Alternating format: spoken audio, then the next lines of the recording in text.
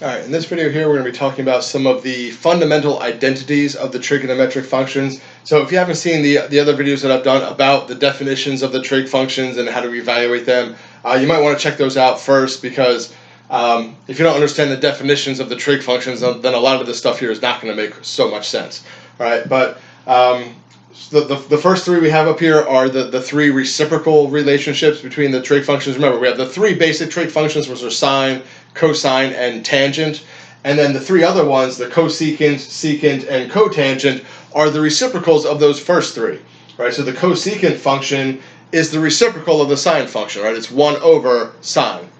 Right? The secant function is the reciprocal of cosine, 1 over cosine. The cotangent function is the reciprocal of tangent, it's 1 over tangent. Alright, so I'm just going to mark up here the ones that are important. All three of these reciprocal relationships are really important to know. Right? If you watch the video that I just did about how to use a calculator to evaluate trig functions, to evaluate these three here, you need to be able to know the reciprocal relationship, because most calculators don't have buttons for the cosecant, secant, and cotangent, but they do have buttons for sine, cosine, and tangent. So in order to evaluate these three that we have up here, you have to use that reciprocal relationship to use the buttons that your calculator actually offers you. Right? The next ones are writing the tangent and the cotangent functions in terms of the sine and cosine functions. Right? So tangent of t is equal to sine of t over cosine of t. Now, if you remember the definitions of the trig functions, this makes perfect sense. Right? The definition of tangent, if you remember, is the y-coordinate over the x-coordinate of your terminal point. Well, the definition of the sine function is the y-coordinate of your terminal point. The definition of cosine is the x-coordinate. So if I put the y over the x, I'm putting the sine over the cosine. Right? So tangent t is sine of t over cosine of t. Right? The y over the x, which is the definition of tangent, matching the definitions of sine and cosine. All right? Cotangent of t is the opposite. Since cotangent is the reciprocal of tangent, it flips the fraction over. So cotangent of t is equal to cosine t over sine of t. Right? It's not super important to memorize that one there, as long as you remember that cotangent and tangent are reciprocals. And if you know that tangent is sine over cosine, to get cotangent, you just take the reciprocal and you flip this one over, cosine over sine. Right? And even this one, like if you remember that tangent is y over x, and if you remember that sine is y and cosine is x, you can kind of piece this together for yourself without actually having to memorize it. But this one is an important one. It's used fairly often, so that's why I put the little star there.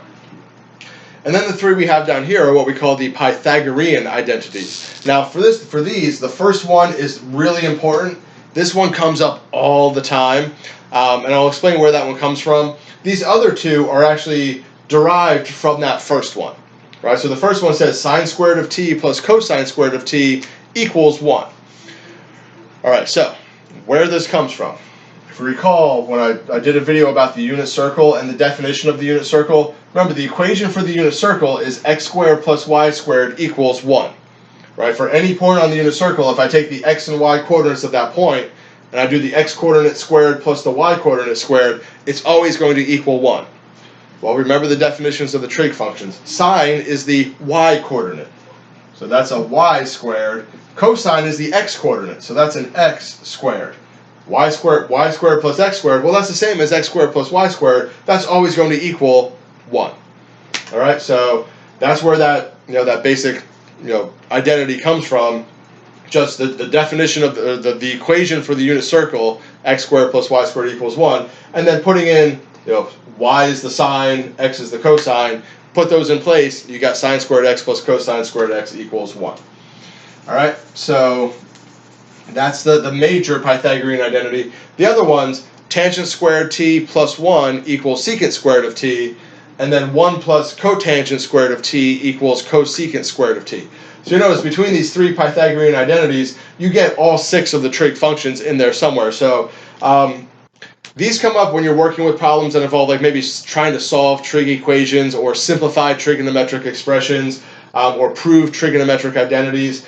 If you have one that involves a cosecant squared, well, you're probably going to change that into 1 plus cotangent squared in order to proceed with the problem. So these do come up, but you can get these ones from just knowing the first one, sine squared t plus cosine squared t equals 1. And let me show you how you can kind of derive these other two formulas from that first one.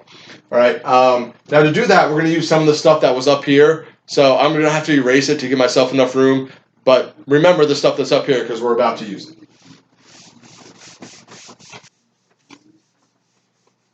All right, so let me rewrite this first one up here. Sine squared of t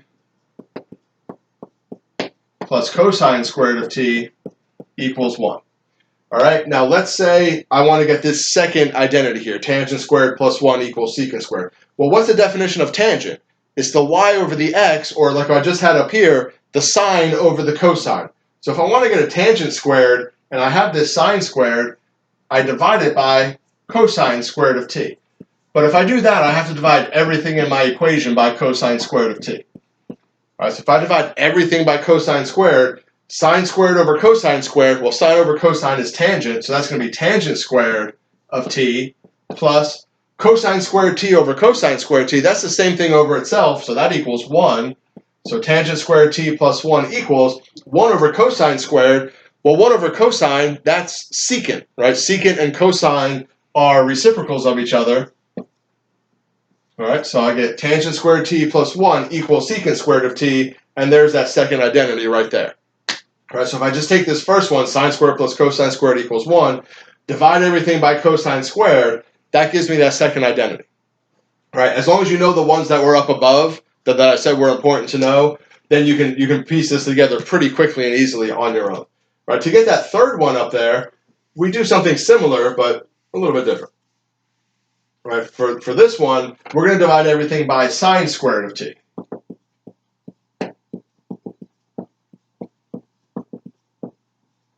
All right, so sine squared of t divided by sine squared of t, that equals 1, right? Same thing divided by itself. Cosine squared over sine squared, well, cosine over sine is cotangent. Right, that was the one that was up here just a couple minutes ago. So that's going to be cotangent squared of t equals 1 over sine squared. Well, sine is the reciprocal of cosecant.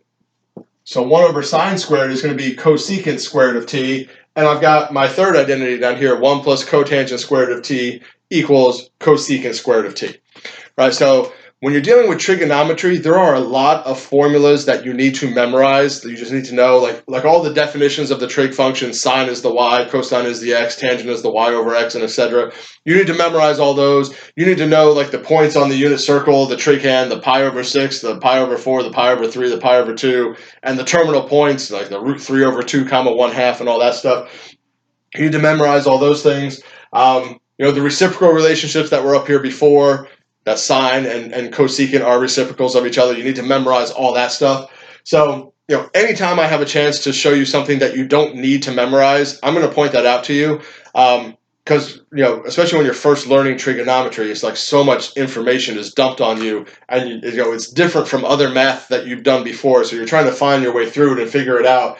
And then like every day, it's like, oh, you need to memorize all these new formulas too, and now you have to memorize all these new formulas. So it's kind of a lot. So if I can like lessen the load for you, and show you, memorize this one: sine squared t plus cosine squared t equals 1. And remember, that comes from x squared plus y squared equals 1 from the equation for the unit circle. So if you remember that one, and then if you need these other ones, which they don't come up as often, this one comes up a lot in a lot of different problems. These ones will come up once in a while. It's not like you're never going to see them, but definitely not as often as that first one. So if you ever do need these, you can just do like what we did up here. If you understand where they come from, you don't have to memorize them, right? And that's one of my big things when I'm learning math, or when I learned the math that I'm teaching now.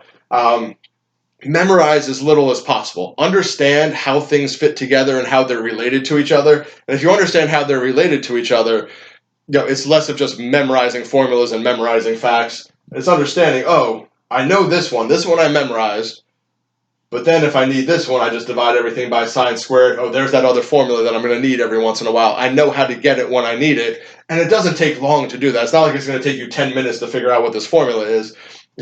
A minute or two, and you've got it, right? So, again, I always try to point those things out to you, try to lessen the load of what you have to memorize.